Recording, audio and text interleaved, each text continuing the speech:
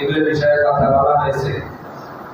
আজকের এই জুম্মা সামনে যেহেতু কোরবানির ঈদ, ঈদুল আজহা, এই ঈদুল আজহার দিনে মানে ঈদের দিনে আমাদের করণীয় কি, এই করণীয় সম্পর্কে কিছু কথা আমরা শুনবো। তারপর আরো পয়েন্ট আকারে কিছু কথা আছে, সেগুলো শুনবো ইনশাআল্লাহ। তা শুরুতেই বলতেছি, কোরবানির এই যে ঈদ, আমরা যারা এখানে ঈদ উদযাপন করতেছি বা কোরবানি করতেছি, ঠিক এই সময়ে যারা হাজি তারা কিন্তু মক্কা মদিনায় অবস্থান করতেছে। তারা হজ করতে গেছে সশরীরে, আর আমরা হজ করতে যেতে পারিনি বিভিন্ন কারণে। অনেকের টাকা আছে, নিয়ত নেই, অনেকের সামর্থ্য আছে, স্বাদ আছে, সাধ্য নেই।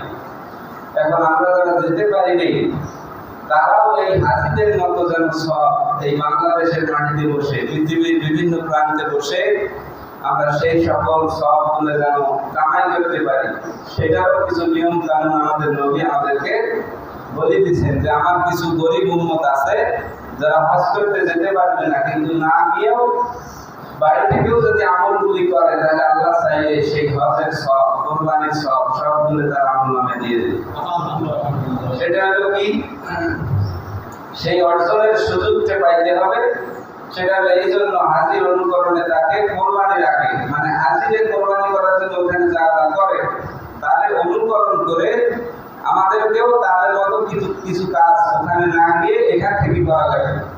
সেই কাজগুলো কি, ওই যে জিলহজ মাসের প্রথম দিন থেকে শুরু করে কোরবানি করার আগ পর্যন্ত শরীরের কোনো নখ, চুল, দাড়ি কোনো কিছু কাটা যাবে না। এটা একটা অন্যতম কাজ।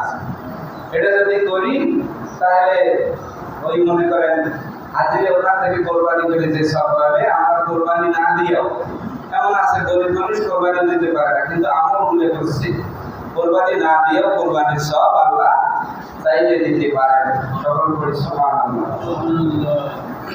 এই যে তারপর আছে ঈদুল আজহার দিনে গোসল করা, এটা তো আমরা করি সবাই সুন্দরভাবে, ফরজ গোসলের মতো সুন্দর পরিপাটি করে গোসল করা, যথাসাধ্য পরিষ্কার ও সুন্দর পোশাক পরিধান করা, এক পথে যাওয়া আরেক পথে ফিরে আসা, এগুলো সব জানি না।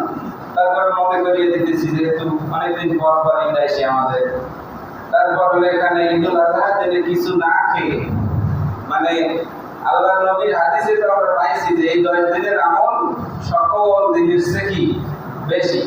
আমরা যারা সাধ্যমতো চেষ্টা করছি তারা রোজা থাকতে পারতাম, রোজা অনেকে করছি, আবার আরাফাত দিনের রোজা আছে।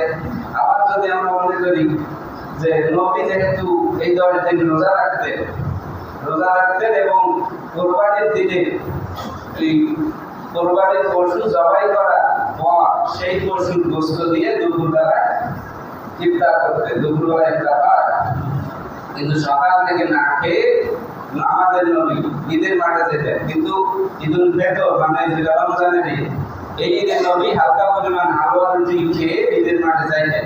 কিন্তু এই ঈদে সামনে যে ঈদুল আজহা আসতেছে, নবী সকালে খালি মুখে কোনো কিছু খাইতেন না, খালি পেটে ঈদের মাঠে যাইতেন, ঈদের নামাজ পড়ে এসে কোরবানি করতেন, সেই কোরবানির গোশত দিয়ে গোশত রুটি খাইতেন। এটা হলো নবীর সুন্নাত। আমরা যদি এরকম করি তাহলে নবীর সুন্নতের উপর আমল করার কারণে আমাদের যা যা খাইয়ের পাওয়ার আশা আছে না নাকি, এটা একটা করবেন। এটা হলো ঈদের দিনের কিছু কাজ। এই যে গোসল করা, কাপড় ধোয়া, আপনার এক পথে যাওয়া আরেক পথে আসা, নবীর মতো না খেয়ে থেকে কোরবানির গোশত দিয়ে, পশুর গোশত দিয়ে নাস্তা করা, এটা কি ওই দিনের কাজ, ওই দিনের সুন্নত আমল। তারপর আছে সম্ভব হলে ঈদের সালাতের পর দ্রুত কোরবানি করে ওই যে কোরবানির গোশত দিয়ে নাস্তা করা, সেটাও বলছে এখানে। এখন তারপরে আরেক জায়গায় বলা আছে রাসূল সাল্লাল্লাহু আলাইহি ওয়াসাল্লাম সাধারণভাবে সূর্যোদয়ের ঘন্টা খানেকের মধ্যে, মানে সূর্য যেদিন ওই ঈদের দিনে যখন সূর্য উঠতো, সেই সূর্য ওঠা ঘন্টা খানেকের মধ্যেই কোরবানির ঈদুল আজহার নামাজ পড়তেন। কেন পড়তেন? তাড়াতাড়ি নামাজ পড়ে কোরবানির কাজ যেটা আছে এটা শেষ করে যেন জোহরের নামাজ কি পড়া যায়। আমরা অনেকে গরুর গোশত কাটতে আর হাড্ডি কাটতে নামাজ কোরবানি নিচে খবর পাই, তাহলে কোরবানির দিনে নামাজ ফরজ কাটি, এটা কি কোরবানির প্রতিযোগ আদায় হবে? এই হলো বিষয়। এটাও মাথায় রাখবেন যে যত দ্রুত ঈদের নামাজ শেষ করা যায় এবং করেই কোরবানি করা যায়, কোরবানি করে 5 ওয়াক্ত নামাজ যেন আমাদের কোনো ছুটে না যায়। আবার একটা মাসলা আপনারা জানেন যে কোনো বেতালা বা তাল বেতাল এমন হইতে পারে 4-5 জন মিলি ভাগ দেন, এখনো 2 জন ঢাকায় আছে, ঈদের দিনেও আসতে পারবেন, ঈদের পরের দিনে আসবে। এখন আপনি যদি ঈদের দিনে কোরবানি করেন সেই লোকটার মন খারাপ হতে পারে, আপনি তার অপেক্ষায় থেকে পরের দিনেও ঈদের কোরবানিটা কি করতে পারবেন। এক কথায় ঈদ হয় কয় তারিখে? ঈদ হয় কয় তারিখে? 10, 11 এবং 12। 10, 11, 12 তারিখেও আপনারা কোরবানি করতে পারবেন। যদি কোনো কারণে ধরেন যে অনেক খোঁজাখুঁজি করছেন হাটে, কিন্তু কোরবানির গরু পছন্দ মতো কিনতে পারেন, এখন ঈদের দিনে একজন ঠিক হয়েছে ভাই এটা গরু বিক্রি করবো, হাটও নিয়ে জানি বিক্রি করবো, সেই দিন গরু পাইছে অথবা সন্ধ্যায় পাইছেন, আপনি চাইলে 10, 11, 12 3 দিনের মধ্যে কোরবানি করা বিধান আছে, জায়েজ আছে। এটা হলো কোরবানির দিনের কিছু করণীয় আমল। তারপর আপনার এখানে ঈদুল আজহার সালাত তাড়াতাড়ি করে কোরবানির সব কাজ ঠিকঠাক মতো করে তারপর আমরা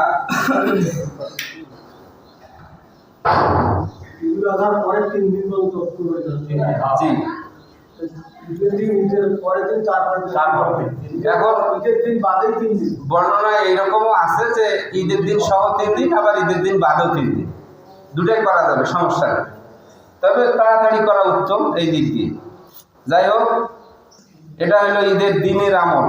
এখন কোরবানি করার সময় তো আমরা সবাই জানি, কোরবানি করার সময় হলো ঠিক নামাজের পরেই আমরা বাড়িতে এসে যে যার যার মতো যেখানে যার পশু জবাই করা দরকার সেখানে করব। তারপর হলো আপনার যেসব পশু দিয়ে কোরবানি হবে এটাও আমরা সবাই জানি, জানা কথা। চতুষ্পদ জন্তু যেগুলো আমাদের গৃহপালিত, আমার এই মানে ধরুন গরু, ছাগল, উট, দুম্বা, তারপর ভেড়া, এগুলো দিয়ে কোরবানি হবে। আবার মহিষ দিয়েও কোরবানি হবে, মহিষ।